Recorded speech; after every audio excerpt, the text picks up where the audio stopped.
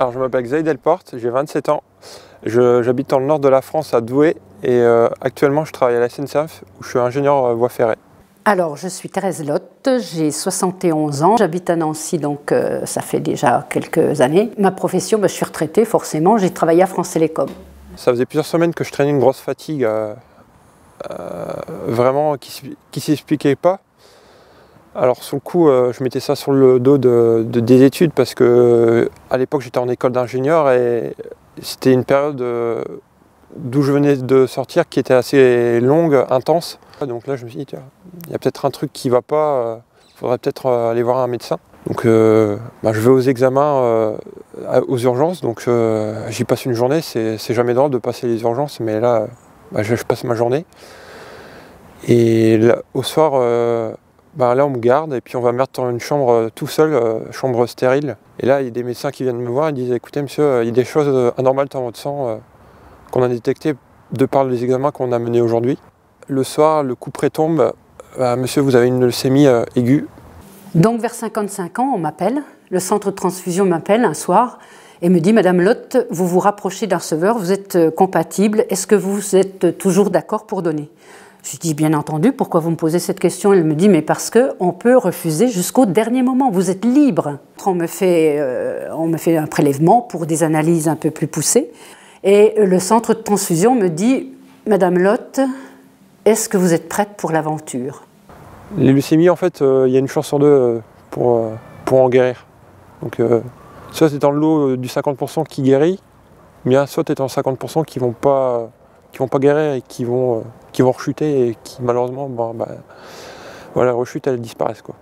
Et le jour de ma greffe de moelle osseuse, c'était le 1er avril. Je me souviens, c'est ma mère qui a ouvert la poche pour que je la reçoive.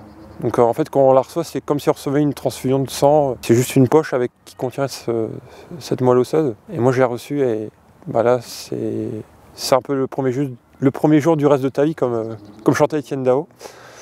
Première question qui me vient à l'esprit, est-ce que je peux connaître la personne à qui je donne? Est-ce que je connaîtrai mon receveur? Il me dit non, c'est anonyme, vous ne le saurez pas.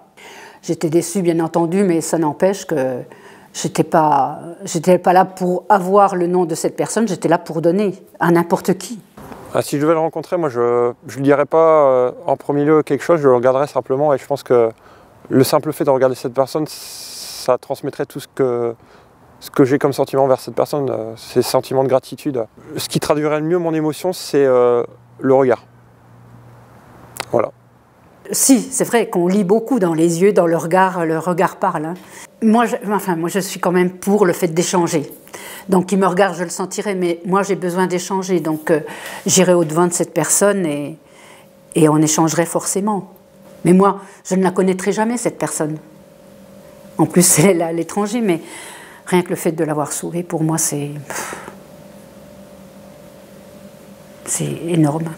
Alors, mon donneur, je l'imagine, c'est quelqu'un de sincère, altruiste, puisqu'il a quand même fait don d'une partie de son corps. Quelqu'un vraiment de très profond et quelqu'un qui est attaché en fait à la vie. Et lorsque, 1 an et demi après, donc au mois d'août, j'ai reçu un courrier de l'établissement français du sang avec la lettre du donneur écrite en anglais, me disant que la personne avait été sauvée, et cette personne me disait que 1 an et demi après, elle avait pu reprendre ses activités sportives et professionnelles et qu'elle me garderait dans son cœur toute sa vie. Donc voilà, ça m'a fait, encore aujourd'hui, 15 ans après, ça réveille des émotions et voilà. Donc je sais que cette personne est sauvée et pour conclure, je me dis que j'ai réussi ma vie. J'ai mis au monde une fille et j'ai l'impression d'avoir redonné la vie à quelqu'un, forcément. Donc j'ai donné 2 fois la vie dans mon existence. Mon existence a un sens aujourd'hui parce que j'ai pu donner et j'ai pu sauver quelqu'un. Le message, c'est accrochez-vous. Parce qu'effectivement, c'est pas évident. Je pense que c'est quelque chose que personne n'a envie de traverser. Mais quand on y est confronté, il y a 2 solutions. Soit on laisse tomber et ça s'arrête, ou bien soit on s'accroche et on se bat. Et derrière, tout ce qui nous attend, en fait, c'est tellement grand. Il y a plein de choses à faire dans la vie, en fait, que accrochez-vous, ça vaut vraiment le coup.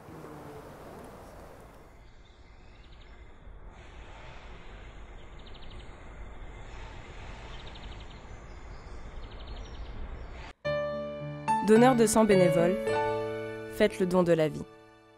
Donnez votre sang.